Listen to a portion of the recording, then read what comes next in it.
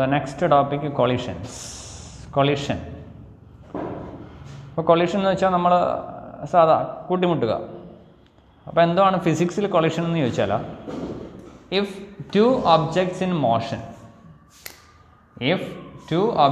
Motion strikes against each other, പരസ്പരം എന്ത് ചെയ്യുക, സ്ട്രൈക്ക് ചെയ്യുകയോ or come close to each other, അവ അടുത്ത് വരികയോ ചെയ്യുമ്പോൾ motion of one of them, അതിലൊന്നിൻ്റെ മോഷൻ അല്ലെങ്കിൽ രണ്ടിൻ്റെയും, both of them, changes abruptly, then a collision is set to have taken place. ഇങ്ങനെയാണെങ്കിൽ നമ്മൾ പറയും കൊളിഷൻ നടന്നു. ഡെഫിനേഷൻ ഒന്നും പഠിക്കാൻ നിൽക്കണ്ട, ഇത് ഡെഫിനേഷനേ അല്ല, എന്താണ് കൊളിഷൻ എന്ന് പറഞ്ഞു തന്നേ ഉള്ളൂ. അപ്പോൾ രണ്ട് ഒബ്ജക്റ്റുകൾ പരസ്പരം മൂവ് ചെയ്യുന്ന രണ്ട് ഒബ്ജക്റ്റുകൾ സ്ട്രൈക്ക് ചെയ്യുകയോ അല്ലെങ്കിൽ പരസ്പരം അടുത്ത് വരികയോ ചെയ്യുമ്പോൾ ഒന്നിൻ്റെയോ അല്ലെങ്കിൽ രണ്ടിൻ്റെയോ മോഷനെ എന്ത് ചെയ്യും, ബാധിക്കും. അപ്പോൾ നമ്മൾ പറയും അവ തമ്മിൽ എന്ത് ചെയ്തു, കൊളൈഡ് ചെയ്തു എന്ന് പറയും. ഫിസിക്സിൽ അല്ലെങ്കിൽ നമുക്ക് ഡെയിലി ലൈഫിൽ എക്സാമ്പിൾ പറയുകയാണെങ്കിൽ ക്യാരംസ്, അപ്പോൾ നമ്മൾ സ്ട്രൈക്കർ ഉപയോഗിച്ച് മറ്റൊരു കോയിനെ സ്ട്രൈക്ക് ചെയ്യുന്നു. ക്യാരംസിൽ സ്ട്രൈക്ക് ചെയ്യുമ്പോൾ ഇത് ചെന്ന് അതിൽ തട്ടുകയാണ്. സോ ഇതൊരെണ്ണം സ്ട്രൈക്കർ, ഇത് മറ്റൊരെണ്ണം. സോ ഇവൻ ചെന്ന് ഇതിലിടിക്കുന്നു. അപ്പോൾ ഇവ തമ്മിൽ നമ്മൾ എന്ത് ചെയ്തു എന്ന് പറയും, കൊളൈഡ് ചെയ്തു എന്ന് പറയും. ഓക്കെ. അല്ലെങ്കിൽ ബില്ലിയാർഡ്സ് അറിയാമല്ലോ, ബോൾ വെച്ച് നമ്മൾ ഒരു ബോൾ തട്ടി മറ്റു ബോളിലേക്ക് ഇരുന്ന ഒരു സ്ക്വയർ ബോർഡിൽ നടക്കുന്ന മത്സരം. അപ്പോൾ ഇവിടെയെല്ലാം കൊളീഷനാണ് സംഭവിക്കുക. ഇനി മറ്റൊരു എക്സാമ്പിൾ പറഞ്ഞാൽ ഡെയിലി ലൈഫിൽ നമ്മൾ രണ്ട് വാഹനങ്ങൾ തമ്മിൽ റോഡിൽ കൊളൈഡ് ചെയ്യുന്നു, ഇടിക്കുന്നു, കൂട്ടിമുട്ടി. രണ്ട് ആൾക്കാർ നടന്നു പോകുമ്പോൾ പരസ്പരം തട്ടുന്നു, ശ്രദ്ധിക്കാതെ നടന്നു പോകുന്നു, പരസ്പരം തട്ടുന്നു. ഇതെല്ലാം കൊളീഷൻ എക്സാമ്പിളാണ്. ഇനി നമ്മൾ ഫിസിക്സിൽ കൊളിഷനെ പ്രധാനമായിട്ടും രണ്ടായിട്ട് ഡിവൈഡ് ചെയ്തിട്ടുണ്ട്, രണ്ടായിട്ട് തരംതിരിച്ചിട്ടുണ്ട്, ക്ലാസിഫൈ ചെയ്തിട്ടുണ്ട്. അതിൽ ഒന്നാമത്തതാണ് ഇലാസ്റ്റിക് കൊളിഷൻ. എന്നാ കൊളിഷനാണ്? ഇലാസ്റ്റിക് കൊളിഷനാണ്. രണ്ടാമത്തതാണ് inelastic collision.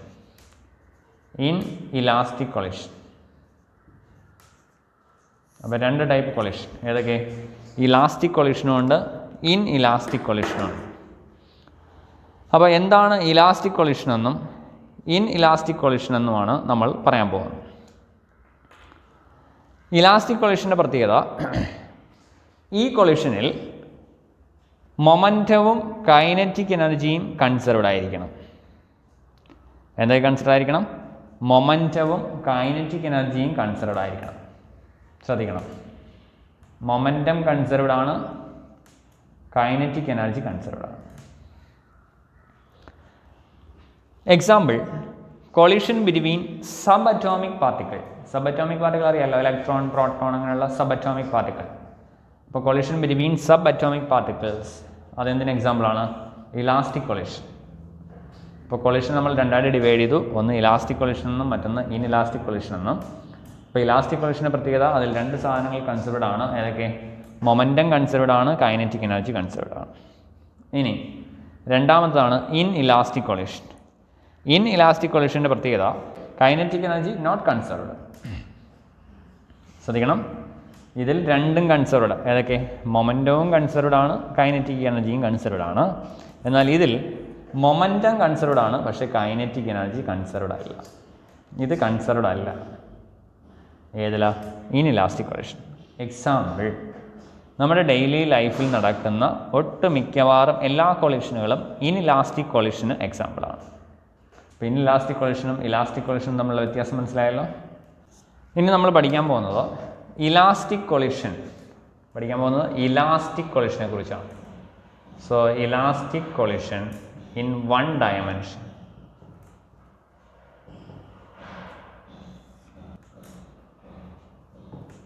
Elastic collision in one ഡയമെൻഷനാണ് പഠിക്കാൻ പോകുന്നത്. അതായത് സ്ട്രൈറ്റ് ലൈൻ മോഷൻ. അതിനുവേണ്ടി നമ്മൾ രണ്ട് ഒബ്ജക്റ്റുകളെ കൺസിഡർ ചെയ്യണം. ഒരു ലെങ്തി ഡെറിവേഷനാണ്, ശ്രദ്ധിക്കുക. എ എന്ന് പറയുന്നൊരു ഒബ്ജക്റ്റ്, അതിൻ്റെ മാസ് m1, അത് മൂവ് ചെയ്യുകയാണ് വിത്ത് എ വെലോസിറ്റി u1. മറ്റൊരു ഒബ്ജക്റ്റ് ഉണ്ട് ബി. ബി എന്ന് പറയുന്ന ഒരു ഒബ്ജക്റ്റ്, അതിൻ്റെ മാസ് m2, അതും മൂവ് ചെയ്യുകയാണ് with a velocity u2. Clear? കുറച്ച് സമയം കഴിഞ്ഞപ്പോൾ ഈ രണ്ട് ഒബ്ജക്റ്റുകളും തമ്മിൽ കൊളൈഡ് ചെയ്തു എന്നിരിക്കട്ടെ. എയും ബിയും തമ്മിൽ കൊളൈഡ് ചെയ്യും. സോ എ, ഇത് ബി. ഇതിൻ്റെ വലുപ്പം അല്പം വ്യത്യാസപ്പെടുത്തിയേക്ക്, ഐഡൻറ്റിഫൈ ചെയ്യാനുള്ള എളുപ്പത്തിന് വേണ്ടിയാണ്.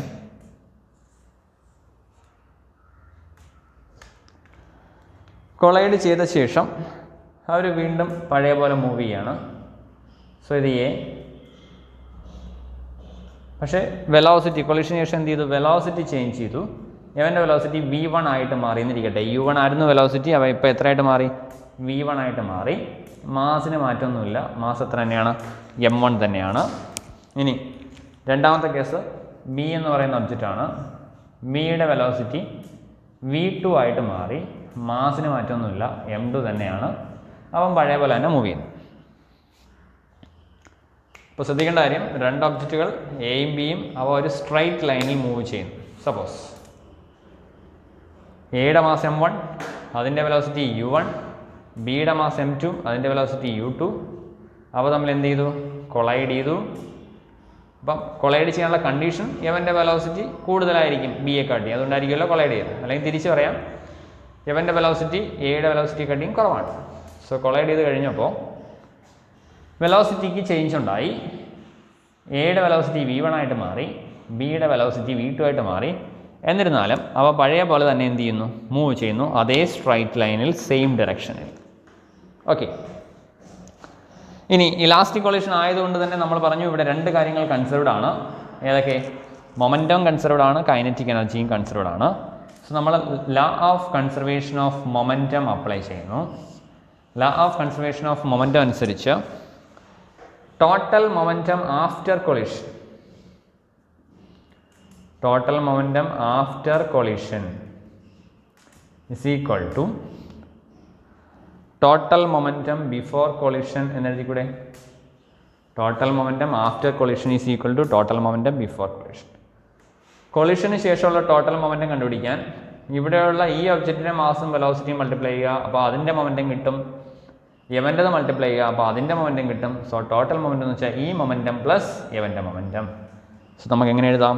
That is m1 v1 plus m2 v2 equal to, collision മുമ്പാണെങ്കിൽ ഇവൻ്റെ മൊമെൻറ്റം പ്ലസ് ഇവൻ്റെ momentum. So that is m1 u1 plus m2 u2. Clear ആണോ? Equation number 1. അപ്പോൾ law of conservation of momentum ആണ് അപ്ലൈ ചെയ്തത്. സോ നെക്സ്റ്റ്, ഇപ്പോൾ ഇവിടെ രണ്ട് കാര്യങ്ങൾ കൺസർവ്ഡ് ആണ്. ഒന്ന് കൈനറ്റിക് എനർജി കൺസർവ്ഡ് ആണ്, മറ്റൊന്ന് മൊമെൻറ്റവും കൺസർവ്ഡ് ആണ്. നെക്സ്റ്റ് കൈനറ്റിക് എനർജിയുടെ കേസ് പറയുകയാണ്. അപ്പോൾ total kinetic energy after collision is equal to total kinetic energy after collision is equal to total kinetic energy before collision എന്ന് എഴുതാമല്ലോ. രണ്ടാമത്തെ കേസ്, ഇത് ഫസ്റ്റ് കേസ്, ഇത് സെക്കൻഡ് കേസ്. അപ്പോൾ ടോട്ടൽ കൈനറ്റിക് എനർജി കണ്ടുപിടിക്കാൻ പോവാണ്. ടോട്ടൽ കൈനറ്റിക് എനർജി എങ്ങനെ എഴുതാം? ഇവിടെയുള്ള കൈനറ്റിക് എനർജി എന്ന് വെച്ചാൽ ഇവൻ്റെ കൈനറ്റിക് എനർജി പ്ലസ് അവൻ്റെ kinetic energy, that is half m1 v1 square plus half m2 v2 square is equal to, കൊളിഷന് മുമ്പ് half m1 u1 square plus half m2 u2 square. Clear ആണോ? So equation number 2. അപ്പോൾ ഇത്രയും കാര്യങ്ങൾ ശ്രദ്ധിക്കണം. രണ്ട് equation form ചെയ്തു. ഇവിടെ law of conservation of momentum apply ചെയ്തു, ഇവിടെ law of conservation of kinetic energy apply ചെയ്തു. ഓക്കെ. സോ രണ്ട് ഇക്വേഷനാണ് നമുക്ക് കിട്ടിയത്. അതിൽ ഇക്വേഷൻ നമ്പർ 1, അതായത് ഈ ഇക്വേഷൻ, ഇതിൽ നിന്ന് നമുക്ക് 1 വരുന്ന ടേമിനെ എല്ലാം ഒരു സൈഡിലേക്ക് കൊണ്ടുപോകാം. അതായത് ഇവിടെ m1 v1 ഉണ്ട്, ഇവിടെ m1 u1 ഉണ്ട്. അപ്പോൾ ഇതിനെ കൂടി ഇപ്പുറത്തേക്ക് കൊണ്ടുപോകാം. അപ്പോൾ എന്ത് വരും? m1 v1 minus m1 u1 എന്നാവുമല്ലോ. അതിൽ ആര് കോമൺ എടുക്കാം? m1 രണ്ടിലും ഉണ്ട്, v1ലും ഉണ്ട്, u1ൻ്റെയും കൂടെ m1 ഉണ്ട്. അപ്പോൾ m1 into v1 minus u1 എന്ന് എഴുതാം സപ്പോസ്. സോ അങ്ങനെ മനസ്സിലായല്ലോ. m2 v2 അപ്പുറത്തേക്ക് പോകുമ്പോൾ ഇവിടെ എന്ത് വരും? ഇവിടെ m2 u2 ഉണ്ടായിരുന്നു ആൾറെഡി. മൈനസ് ആണ് ഈ സാധനം വരുന്നത്.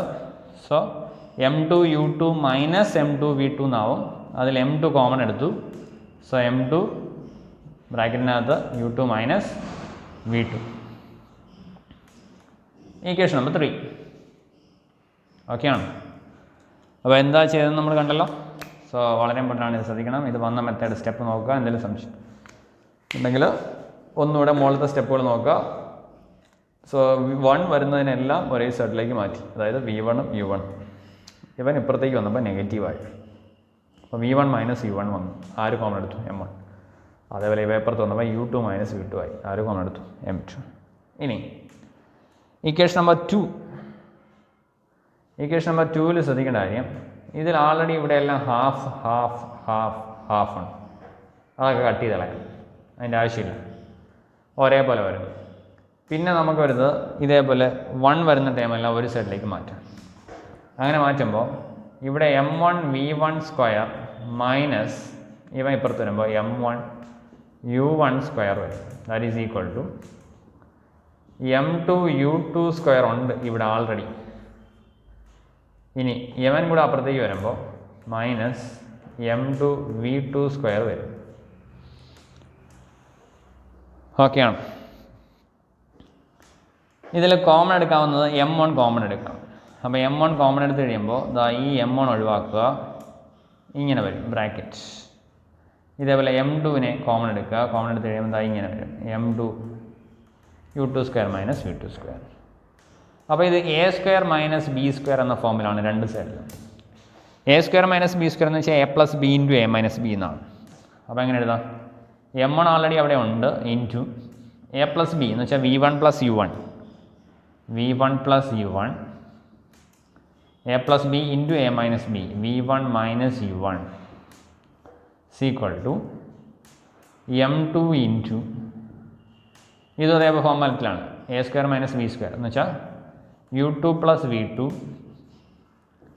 Into u2 minus v2. Clear ആണ്? ഇതിന് ഇക്വേഷൻ നമ്പർ 4 എന്ന് കൊടുക്കും. അപ്പോൾ 2 ഇക്വേഷൻ കിട്ടി. നേരത്തെ 3 കിട്ടി, ഇപ്പോൾ 4 കിട്ടി. റെഡ് ആരോ വെച്ച് മാർക്ക് ചെയ്തിട്ടുണ്ട് 2 ഇക്വേഷനും. സോ ഇനി ചെയ്യാൻ പോകുന്നത് 4നെ 3 കൊണ്ട് ഡിവൈഡ് ചെയ്യാൻ പോവാണ്. ഡിവൈഡിങ് 4/3.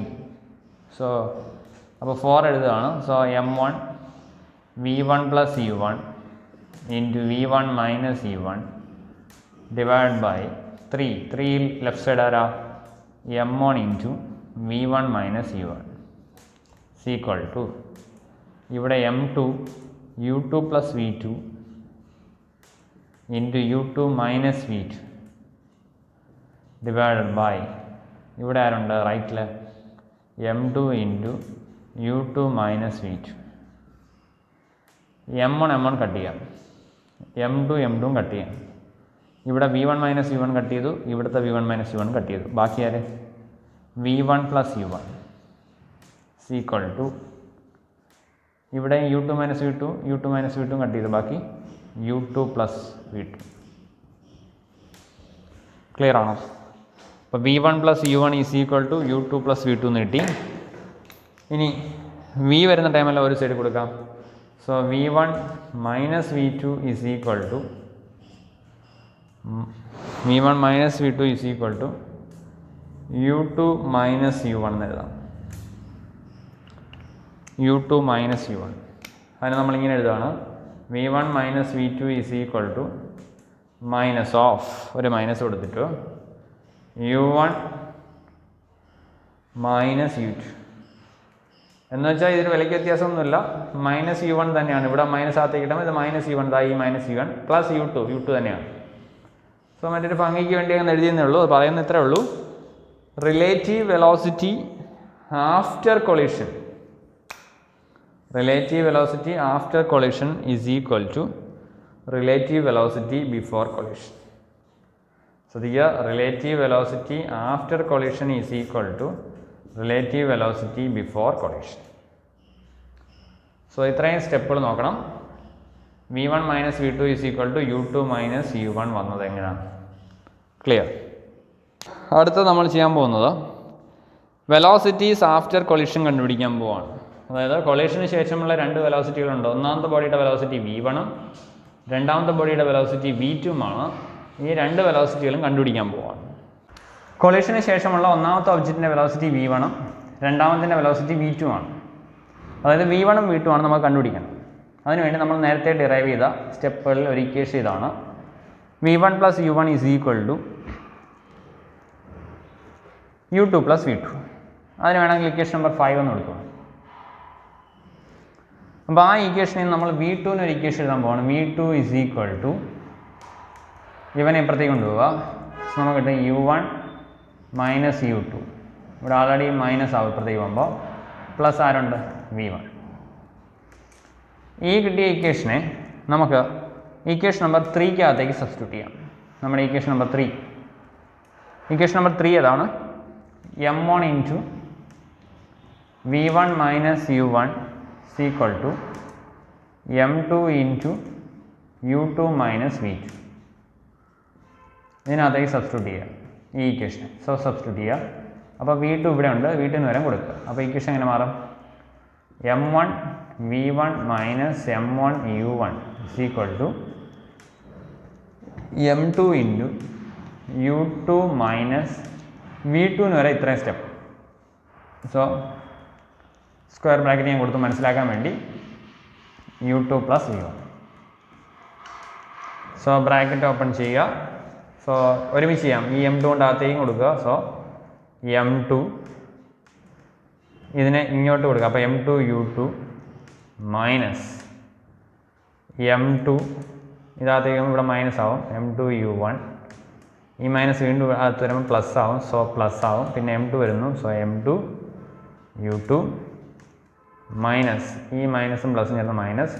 പിന്നെ m2 വരുമ്പോൾ m2 v1. ഓക്കെ ആണ്. m2 u2 എന്ന് വെച്ചാൽ 2m2 u2 minus m2 u1 minus m2 v1. വളരെ സിമ്പിളാണ്, മാത്തമാറ്റിക്കൽ സ്റ്റെപ്പാണ്. ശ്രദ്ധിച്ച് പോയാൽ വളരെ ഈസി ആയിട്ട് ചെയ്യാവുന്നേ ഉള്ളൂ. ഇവിടെ ഏത് സാധനമുള്ളത്? m1 v1 minus m1 u1. ഓക്കെയാണ്. ഇത്ര സ്റ്റെപ്പ് മനസ്സിലായോ? v1 വരുന്നൊരു ടൈം ഇവിടെയുണ്ട്, ഇവിടെയുണ്ട്. u1 വരുന്ന ഇപ്പുറത്തുണ്ട്. പരസ്പരം അങ്ങോട്ടും ഇങ്ങോട്ടും മാറ്റാം. ഇതിൽ v1 കോമൺ എടുക്കാം. കോമൺ എടുത്ത് കഴിയുമ്പോൾ ഇങ്ങനെ വരും. m1 + m2 × v1 = ഇവിടെ നമുക്ക് u1 കോമൺ എടുക്കാം.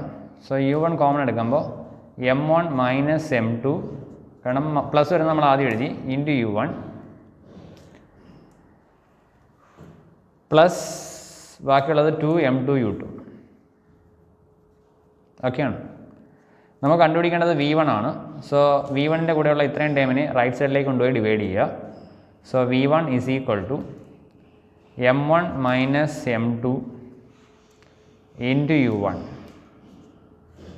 Plus 2m2 u2 whole divide by ഇത്രയും സാധനം, അതായത് m1 + m2. ഇതിൽ ഈ ഡിനോമിനേറ്റർ രണ്ട് ടൈമിന് സെപ്പറേറ്റ് കൊടുത്തു കഴിയുകയാണെങ്കിൽ ഇക്വേഷൻ ഇങ്ങനെ മാറും. m1 - m2 by m1 + m2 whole into u1 first time plus 2m2 divided by m1 + m2 into u2. ഇതാണ് v1ൻ്റെ വാല്യൂ. v1 ഇക്വേഷൻ കിട്ടി. v1 = ഇത്രയും സ്റ്റെപ്പിൽ മാത്രമേ കാര്യമുള്ളൂ. മാത്തമാറ്റിക്കൽ സ്റ്റെപ്സാണ്. ജസ്റ്റ് വായിച്ചു പോവുക. ഡെറിവേഷൻ അങ്ങനെ വലുതായിട്ട് ചോദിക്കാറില്ല. റിലേറ്റീവ് വെലോസിറ്റി ആഫ്റ്റർ കൊളീഷൻ ആ സ്റ്റെപ്പ് മാത്രമേ നമുക്ക് പരീക്ഷയ്ക്ക് ചോദിക്കാറുള്ളൂ. അപ്പോൾ v1ൻ്റെ വാല്യൂ നമുക്ക് കിട്ടിയിട്ടുള്ളൂ. ഇതേപോലെ v2ൻ്റെ വാല്യൂ എഴുതണം. v2ൻ്റെ വാല്യൂ ഇത്രയും സ്റ്റെപ്പ് ചെയ്യുന്നില്ല, ഇക്വേഷൻ മാത്രം കാണാൻ പഠിക്കുക. v2 = m2 - m1 divided by m1 + m2 whole into u2 plus 2m1 divided by m1 + m2 into u1. So ഇവിടെ U1 ആയിരുന്ന സ്ഥലത്ത് പകരം U2 ചേർക്കുക, പ്ലസ് മൈനസ് അഡ്ജസ്റ്റ് ചെയ്തിടുക. സോ ജസ്റ്റ് ചെക്ക് ചെയ്താൽ മതി, ഇക്വേഷൻ മാത്രം പഠിച്ചാൽ മതി. U1 ഉം U2 പരസ്പരം ഇൻ്റർചേഞ്ച് ചെയ്യുന്നു, അത്രേ ഉള്ളൂ. സോ V1ൻ്റെ വാല്യൂ കൃത്യമായിട്ട് പഠിക്കുക, അത്രയും സ്റ്റെപ്പ്. V2 ഡെറിവേഷൻ ഒന്നും പഠിക്കാൻ നിൽക്കേണ്ട, ജസ്റ്റ് വാല്യൂ മാത്രം പഠിക്കുക, എഴുതി വയ്ക്കുക. ചോദിക്കാൻ സാധ്യതയില്ല. ഓക്കെ.